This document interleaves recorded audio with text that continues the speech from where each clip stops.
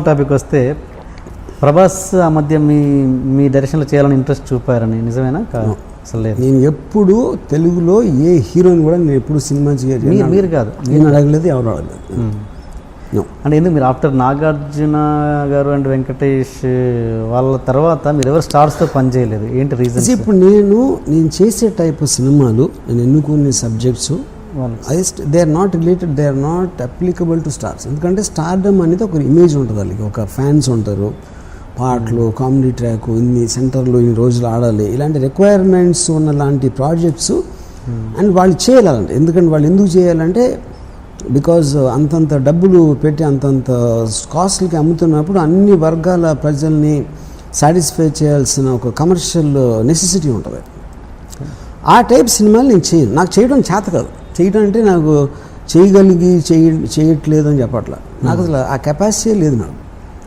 అంటే తెలుగు వరకు అంటారా? హిందీలో కూడా సరే, ఎక్కడైనా ఆ టైప్ సినిమాలు నేను చేయలేదు. మరి హిందీలో మీరు స్టార్స్ చేశారు, అజయ్ దేవ్గన్తో చేసాను. కానీ అజయ్ దేవ్గన్తో కూడా ఎలాంటివి చేశాను? కంపెనీ, ఇక్కడ అన్ని out of the box films అయ్యి, దే నాట్ కమర్షియల్లీ డిజైన్. అలాంటివి తెలుగులో ఎందుకు చేయకూడదు స్టార్స్తో? మళ్ళీ తెలుగులో అలాంటివి ఆడవు సినిమాలు. నేను అదే చెప్తున్నాను కదా. ఇప్పుడు హిందీలో అంటే మీకు పాన్ ఇండియా టైంలో ఆ టైప్ ఆఫ్ సినిమాలు చూస్తారు.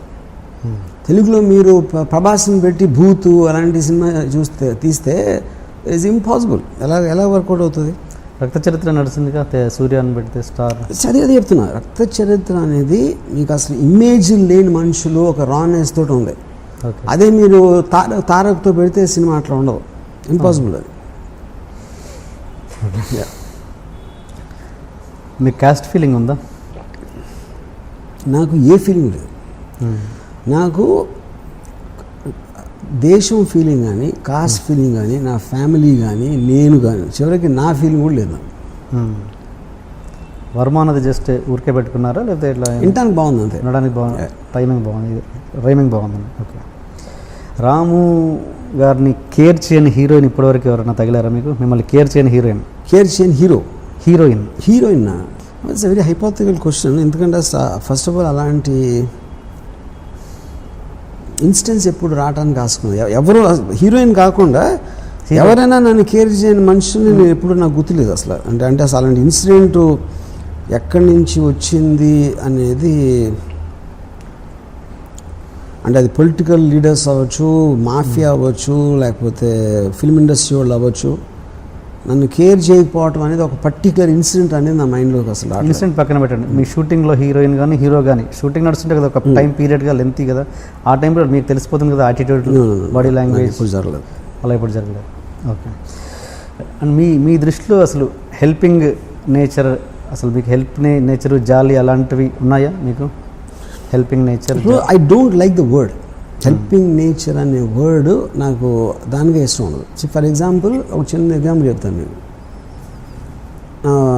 నా దగ్గర పనిచేసే అతను ఒకరు వచ్చి నన్ను డబ్బులు అడిగాడు. సార్ నాకు ఒక 2 లక్షలు కావాలి, మా మదర్కి. సరే, మీ మదర్ గురించి నాకు చెప్పదు, ఎందుకంటే నువ్వు నా దగ్గర పని చేస్తున్నావు, నీకు అవసరం ఉంది, నాకు నీకు ఇవ్వాలనిపించి నాకు నా దగ్గర కెపాసిటీ ఉంటే నేను ఇచ్చేస్తాను. నీ ప్రాబ్లమ్స్ నాకు చెప్పదు.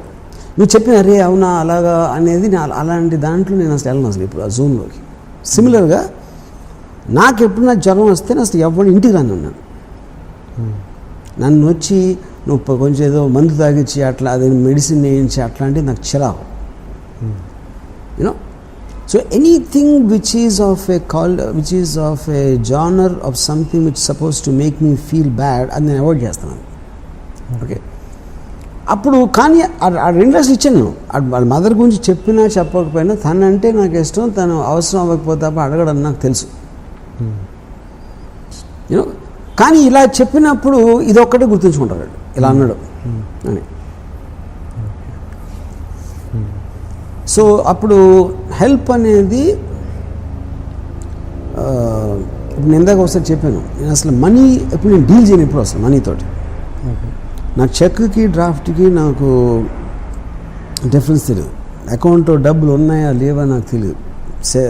అగ్రిమెంట్లు ఏది ఉంటే అది I just live by that, like that. మీరు కరెన్సీ చేసి కరెన్సీ చూసి చాలా రోజులైందండి నిజమేనా? That's true. ఓకే. కానీ నేను అసలు క్యాష్ అనేది చేత్తో పట్టుకుని నాకు గుర్తులేదు అసలు. ఐ కాంట్ రిమెంబర్ ఇయర్స్ అయిపోయింది. మరి ఈ ప్రాసెస్లో మిమ్మల్ని మోసం చేసే మనుషులు ఉండొచ్చు కదా? ఉన్నారు. ఓకే, కానీ that's a decision I took. ఎందుకంటే దాన్ని ఇప్పుడు ప్రతి బ్రహ్మదేవుడో లేకపోతే నేచరో లేకపోతే వాట్ ఎవర్ కన్స్ట్రక్ట్స్ యూ, మీకు లిమిటేషన్స్ ఉంటుంది. మీరు ఎగరలేరు, కేవలం నడవగలుగుతారు. ఒకరికి ఒక సింగింగ్ టాలెంట్ ఉంటుంది, ఇంకోటి ఉండదు. ఇంకోటికి ఏదో ఉంటుంది, ఇంకోటి ఏదో ఉండదు. అలాగే నా బేసిక్ డిఎన్ఏలో అలాంటి మెంటాలిటీ ఉన్నారు. ఆ మెంటాలిటీ ఉన్నా నేను సర్వే అవుతున్నాను కదా. ఏం చెప్పినా రాము దగ్గర డబ్బులు లేవు, లేకపోతే ఇది, లేకపోతే ఇలా అంటే ఎవరో చంపేస్తారని చెప్పారు కదా. ఇలాంటివి అన్నీ ఉన్నా కూడా I'm still exactly living the way I want ఇన్ని ఇయర్స్ నుంచి. ఎప్పుడైనా మీరు ఎంతవరకు నేను ఉంటారు కానీ రాము ఇది చేయాలనుకుంటున్నాడు చేయలేకపోతున్నాడు అని ఎప్పుడైనా విన్నారా? That's as simple as that. నాకు one particular day I want to take break from Bollywood. కొన్ని రోజులు ఏదో వేరే చేద్దాం వచ్చాను హైదరాబాద్ వస్తే అందరూ బాంబేలో అయిపోయింది, ఇంకా అసలు ఎవరు పట్టించుకోవట్లేదు, అందుకని ఇక్కడికి వచ్చేసాడు అన్నారు. ఓవర్ నైట్ డిసైడ్ చేసి మళ్ళీ ఇక్కడికి వచ్చాను. And I put a bigger office then before. Okay. ఇప్పుడు వీళ్ళందరూ కూడా స్పెక్యులేట్ చేయగలుగుతారు, కానీ వాళ్ళ గురించి ఎందుకు ఆలోచన, నా గురించి ఆలోచించే వాళ్ళ గురించి నేను ఆలోచించే వాళ్ళ గురించి. ఎందుకంటే నాకు టైం లేదు, వాళ్ళకి టైం ఉంది కాబట్టి నా గురించి ఆలోచిస్తారు. అప్పుడు నా గురించి ఆలోచించే టైంలో వాళ్ళ గురించి ఆలోచించుకుంటే కొంచెం పైకి రావడానికి ఛాన్స్ ఉంది అనేది నా ఫీలింగ్. మీ బ్యాంక్ బ్యాలెన్స్ ఆస్తి ఎంత ఉండొచ్చు? చెప్తే దొంగలు ట్యాక్స్ వాళ్ళు ఎత్తుకుపోతారు కాబట్టి చెప్పను. సో మొత్తాన్ని మీకు ఆస్తి బాగానే ఉంది, ఉందని ఒప్పుకున్నారా? కనీసం ఉందని ఒప్పుకుంటారా? చెప్పను, సీక్రెట్. ఓకే. మీ తదనంతరం మీ ఆస్తి ఎవరికి అంటే నాకు అంటే మీరు ఇందాక చెప్పారు కదా చివరి అది ఏమైనా తెలిస్తే మాత్రం మొత్తం ఖర్చు పెడతాను, ఎవరికి ఇవ్వకుండా. ఎవరికి కరెక్ట్. ఏం చేస్తారు ఎవరికి? తాగలాడతాం. సీరియస్ ఆన్సర్ చెప్పండి. నేను ఆల్వేస్ నా వర్క్ ఎలా ఉంటుందంటే, నా దగ్గర 4 కోట్లు ఉంటే 8 కోట్లు పని పెట్టుకుంటాను, 40 కోట్లు ఉంటే 80 కోట్లు పని పెట్టుకుంటాను. So I always my work will be more then demanding then what is I have. So because of that నా దగ్గర డబ్బులు ఎప్పుడు ఉండవు. సో 80 కోట్ల తర్వాత నేను మళ్ళీ 120 కోట్లు నేను తేగలుగుతాను. ఎందుకు? వర్క్ కొన్న ఎఫెక్ట్ బట్టి. ఓకే. తెలుగులో ఇప్పటివరకు సెన్సేషన్ సినిమా శివ, దానికి తెలుగులో సీక్వెల్ ఎందుకు ట్రై చేయలేదు? ఇష్టం లేదా ఎలా? దాని Shiva I think is outdated subject. First of all అంటే ఒక కాలేజ్ స్టూడెంట్స్ ఆ టైంలో ఉన్న ఒక రెజొనెన్స్ తోటి, ఒక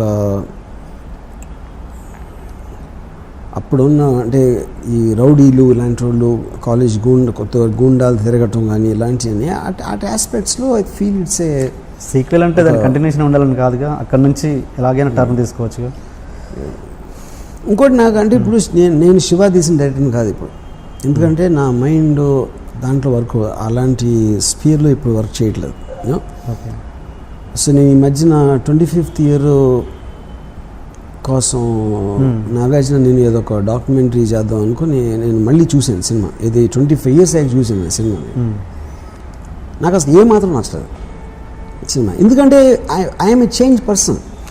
maybe for the worse, better అని అంట్లా, it could be for the worse, it could be different అని నా ఒపీనియన్. ఇప్పుడు బాంబే మాఫియా ఇలాంటి మైండ్స్ స్టడీ చేసిన తర్వాత ఎవడో సైకిల్ చైన్ తెంపి కొట్టడం అనేది నాకు చాలా చిన్నపిల్లల సినిమాలో ఉంది అది ఇప్పుడు చూస్తే. బట్ ఆఫ్ కోర్స్ ఆ టైం పీరియడ్ వేరు, నేను వేరు, ఆ టైంలో నేను ఆలోచన ఎక్స్పోజర్ వేరు. కానీ సత్య సినిమా చూస్తే ఇప్పటికీ కొత్తగానే ఉంది నాకు. ఈ మధ్యన చూశాను మళ్ళీ, అంటే నియర్లీ 12 years 18 years తర్వాత. శివ నాకు చాలా ఓల్డ్ ఫ్యాషన్ ఉంది, ఎందుకంటే సత్య బికాజ్ మీకు క్యారెక్టర్స్ రిలేషన్షిప్ బేస్ కాబట్టి దానికి ఏజ్ ఉండదు. శివ ఏమో వెరీ స్ట్రక్చరల్ డిజైన్ ఫిల్మ్, అది ఎఫెక్ట్ కోసం డిజైన్ చేసిన సినిమా అది యాక్చువల్గా. Cutting points, background music, chase ఇలాంటివన్నీ. It is not a realistic film, just atmosphere మూలాన మీకు ఒక రియలిస్టిక్ ఫీలింగ్ ఉంటుంది దాంట్లో. మీరు మామూలుగా సినిమాని ఒక క్యాల్కులేషన్ పెట్టుకొని తీస్తారా, లేకపోతే మీకు నచ్చిన థాట్ నచ్చిన థాటే తీస్తాను. లెక్కలు ఉండవు, క్యాల్కులేషన్ బిజినెస్ లెక్కలు